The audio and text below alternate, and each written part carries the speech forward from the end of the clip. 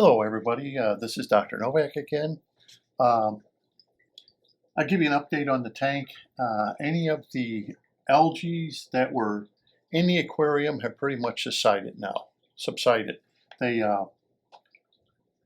they pretty much have left the aquarium, which I suspected because of the plenum and everything else is all being broken in, and the tank now is 2 months old.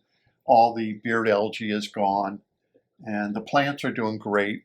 But for a tank that has its lights on for 15 hours a day and has no algae, but I suspected that. Okay, I'm going to be honest with you. I didn't suspect like other tanks that it would just get all full of algae and they could actually munch on the algae. Good thing of it is they're basically eating on the plants and the food. I feed them at least twice a day, and everything's doing great. As you can see, no algae problems. In this video, though, I'm going to talk about a interview I did, and this was at the Florida Aquarium. And the Florida Aquarium, I talked to one of the curators, Chris, and he was working on an exhibit. And I asked him if he could just take a few minutes out, answer some questions of what he was doing. Now, when I saw Chris, he was with a big stick, like a broomstick, on steroids, so it's thicker than a normal broomstick, and he was going in the substrate, stirring it up. And I'm going to show you the review I did of him. But anyhow, substrate was no thicker than 3 to 6 inches, same as we put in our aquarium. And I talked to him to explain why he was doing that. But this is one of those videos that not only I'm going to show you the interview I had with him, that will enforce everything that I've been teaching you on my station. And this is a professional aquarium. The Florida Aquarium, their biggest tank is 500,000 US gallons. That's their biggest. And they got 250,000 square foot facility. Okay, it's a big facility of aquariums and animal life, and it's a 2-story building that they have. They teach. They're really into saving the oceans and all the getting plastic out of the oceans and keeping our waterways clean. But one thing they do is they have seminars, educational seminars and everything. How do they keep their tanks and everything clean for their animal life? And if you think about it, an aquarium like this is always under the microscope of the news media. Anything would go wrong, like, for example, like the Shed Aquarium, when the beluga whales got sick at the Shed Aquarium, immediately it hit the news. Okay, so nothing inside of these public aquariums goes without scrutiny, some way, somehow, if they screw up. Okay, and so they have to do things by the book. And they hire the limnologists, or they hire the microbiologists, or the biologists, and to make sure that they take care of their aquariums and their aquatic animals to a T. They can't be having them constantly die. And they have to do things according to what's being taught in the universities, or what they know from scientific research. So a large aquarium like this, like the Shed Aquarium in Chicago, has to go and follow protocol, should I say. One thing, when I did talk to Chris and we discussed things together, I said, I see what you're doing, and you'll see the review I did with them. And I said, this isn't what hobbyists do. And he said, yeah, I know. Hobbyists seem to go a different path of keeping, like this. This is sand and everything. And this front part is greener than the sides or the back, because this gets exposed to sunlight from the lanai. Okay, there's 20-foot opening here in front, so this is getting direct sunlight, or it gets sunlight, maybe about 13,000 lux of sunlight in the lanai because it's bright. That's why you'll see a little more green here than you would on the sides where it doesn't exist, or on the back of this aquarium. This is a sand-based aquarium, just like everybody would make, and it's very low maintenance, extremely low maintenance, and that's what we want. And the fish are extremely healthy, being fed twice a day, the goldfish are. And they like to relax. And whenever you see a goldfish just kind of sitting there, laying around, like this guy up here, he's just kind of sitting there, they're relaxing. That's how, they do it. They just will stay up at the top. And if you think about it, if there's predators like in a pond, they're easy picking for a predator. So that's one thing you have to watch out if you keep these out in a pond.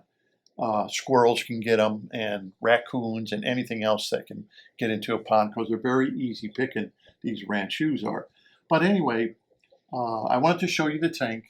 It's doing great, no problems at all. I'm going to show you some close-ups of the 90-gallon. Now, that's one thing I've noticed about people who do videos. You ever notice that they talk and their tanks are far off to the side? Just about every one of them. Watch them and take note of what I just said. They don't like to bring the camera up close to their tanks, because then you'll see all the algae problems. And then once they do that, then they start giving the excuses that, oh, I forgot, I've been neglecting that, I haven't gotten to that, I'm going to tear that tank down and redo it. You get all the excuses. Okay, so I'm going to show you close-ups. I've been showing you close-ups of this tank, which the plants are not covered in algae or anything else. And this is because we're using an oxy filter, we're using a plenum, we're using BCB baskets. One thing that I want to explain to you is to enforce that everything that I'm saying to you and teaching to you is you're going to listen to Chris. Now, this is a professional aquarium, okay, where you have millions of visitors a year, teaching and everything, going to explain to you everything that I basically explained to you about the substrate, that the substrate has to have oxygen in it. And by placing your substrate directly on the bottom of an aquarium, that is a no-no. And when I talked to Chris about that, I said, but it seems like in the aquarium trade, that's what they do. They just throw the substrate at the bottom of the aquarium. And because they were told that's what to do. And he kind of shook his head. And by this time, we had several people from the aquarium now gathering, because we were talking, and now we're starting to talk a little bit more about bacteria and names of bacteria and stuff like that. And he did say that the hobbyist seems to go a different path than what a professional aquarium does. And in a professional aquarium, they cannot go that path, because they have to keep their aquariums clean, they have to keep them neat, they have to keep them healthy for their animal life, because their animal life is very expensive that's in their aquarium. And even with plants, when I talked to Chris, I said, well, you got mango plants in your aquarium. Shouldn't they be taken care of? Everything else, man. He said, and I'm quoting you what Chris said, you can't depend on plants. He said, plants are undependable to make sure your substrate stays open. Usually they will use fish, or they will use like sea cucumbers or something to go in there and keep the oxygen in the aquarium. And that's the exact same thing I've been telling you on my station, where some people on other YouTube videos have been calling me nonsense. I don't know what I'm talking about. And it's like, well, apparently the professional aquariums that are out there in the United States, they think the same logic as I do. And he basically told me he's got to keep that substrate open, because they don't have any cucumbers or anything to keep digging in there to bring the oxygen to it. He's got to do it 4 times a week to keep that sand substrate, what you're looking at here is the substrate open, because it is at the bottom of the Aquarium.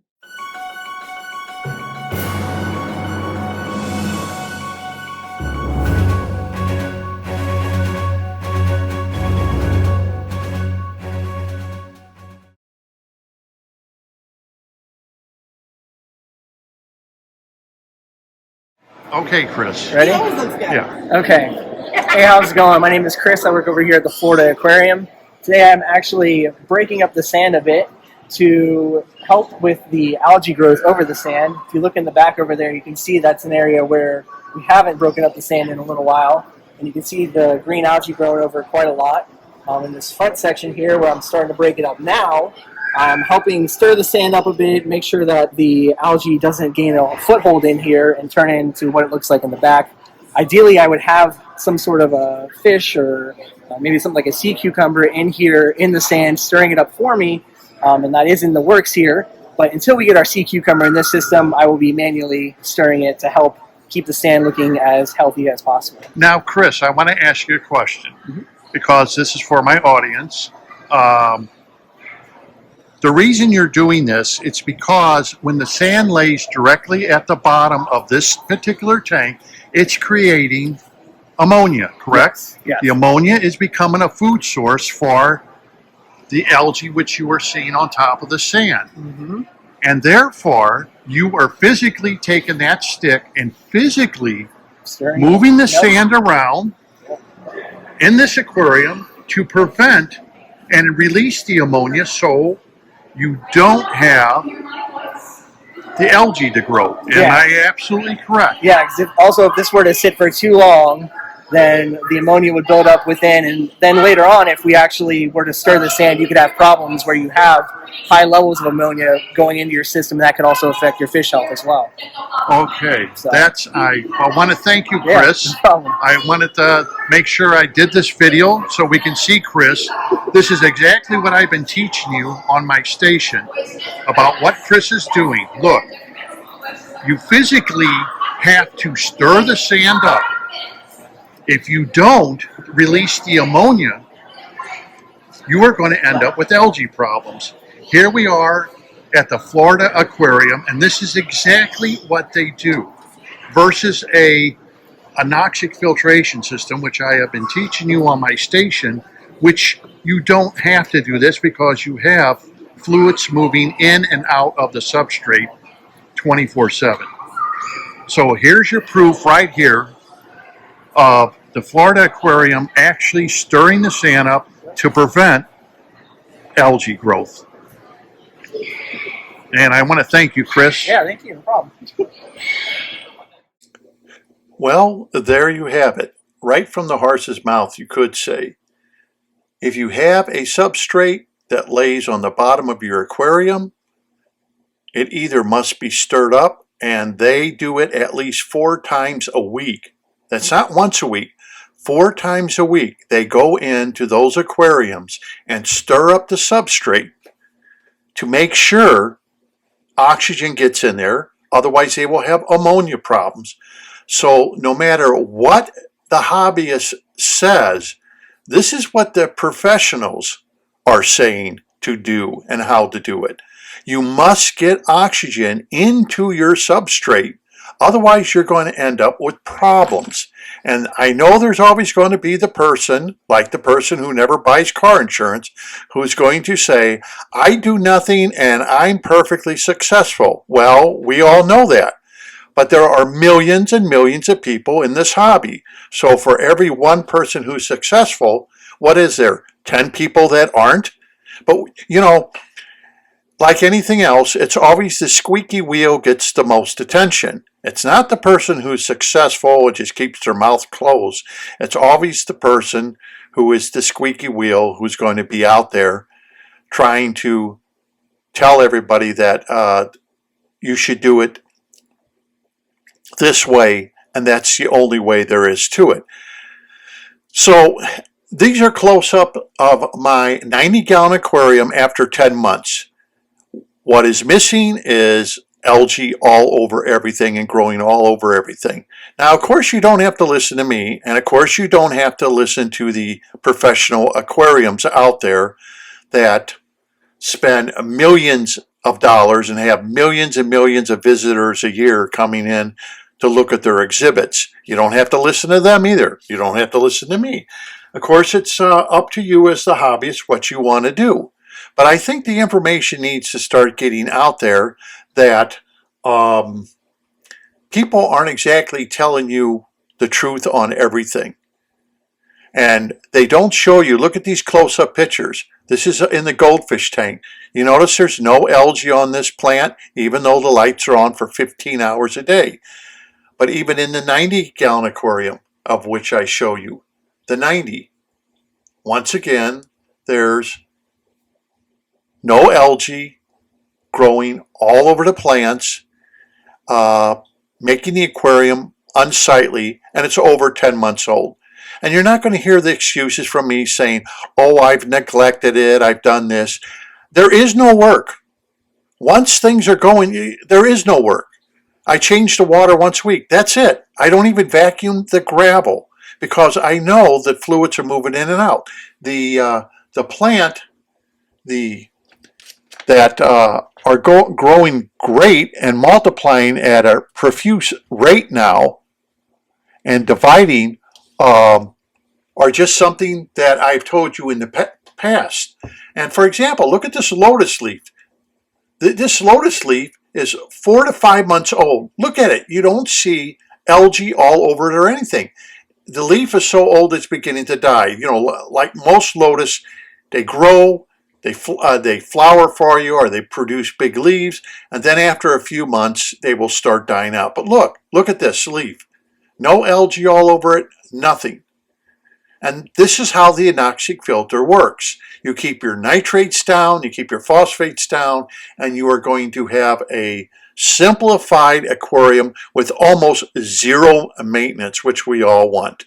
This is something that I've been trying to teach people, that it's just part of this Velocinario spiralis that you're looking at, otherwise known as Italian Vel, is multiplying at a profuse rate. I think I bought 4 plants. Now I think there's like 10 plants. It just keeps multiplying and multiplying. Great plant, but as you notice, look at the close-up. There's no algae, little hairs of algae growing on the plant or anything else. It's a nice, clean plant, and it's multiplying like crazy now.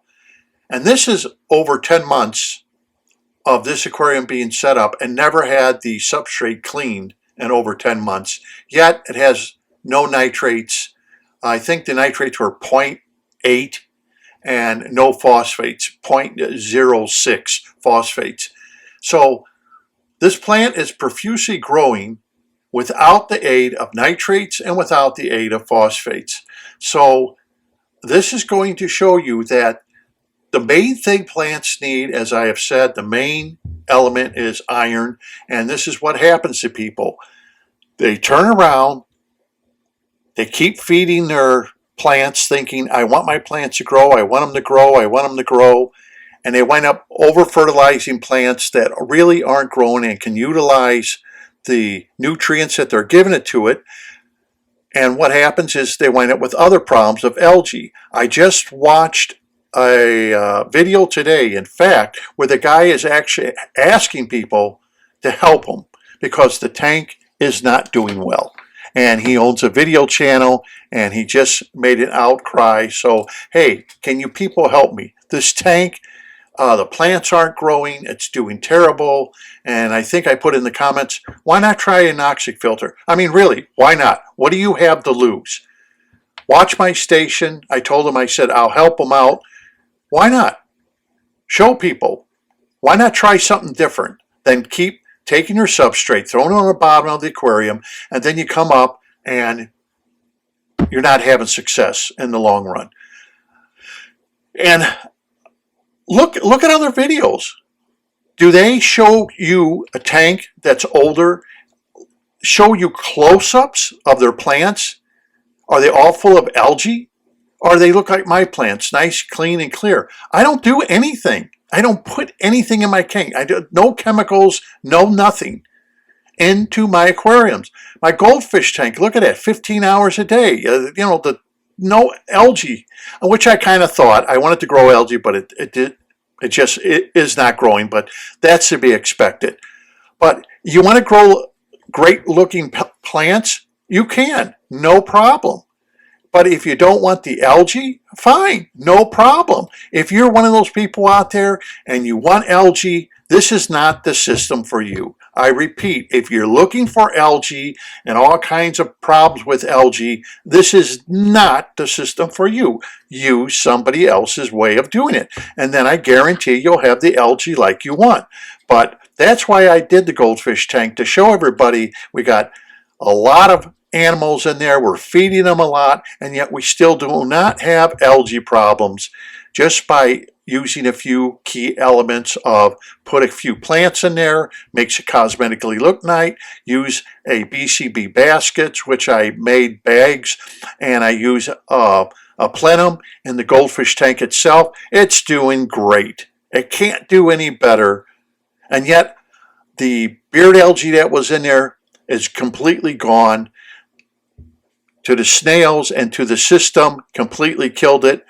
You can't ask for anything. And I don't do anything. I change some water every week. That's it. So I hope you liked the video. I hope you understand that what I'm trying to show you in this video is what public aquariums do. They know you have to keep the substrate open. Look at the video with Chris. Look at the plants they got in there. The mangrove plants that they got growing in there. It still needs to have the substrate stirred up. Even though the substrate isn't that deep, it still has to be stirred up because they're using sand, because it's going to create ammonia.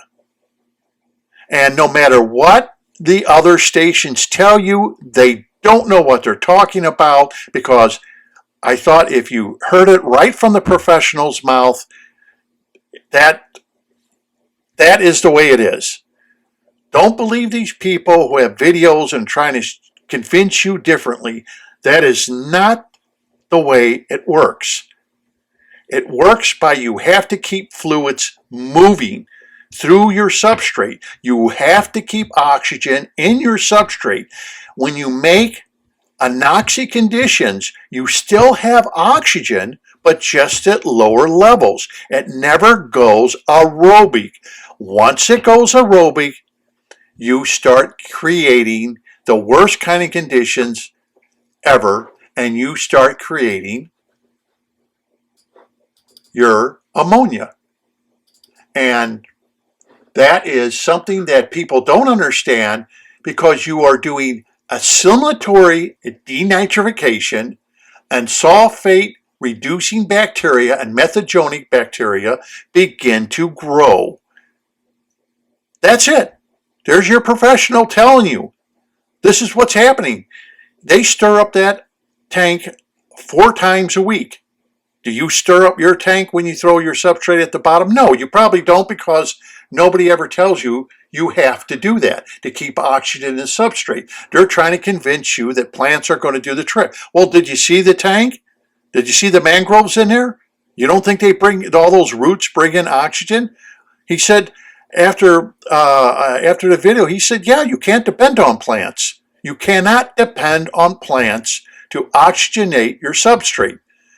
So if some way you can't get fluids through it, you're either going to have to use animals, or you're going to have to use sea cucumbers, or for example, in freshwater systems, you can use the Malaysian Liberian snail that will dig into your substrate as long as it's not real thick and keep it open with oxygen coming in. Other than that, you're going to have to think of some way to keep that oxygen going into that substrate on a continuous basis all throughout your tank, or you are going to create ammonia problems. I know I'm going to get comments of people saying, I've had this for years and blah, blah, blah, and I've done great.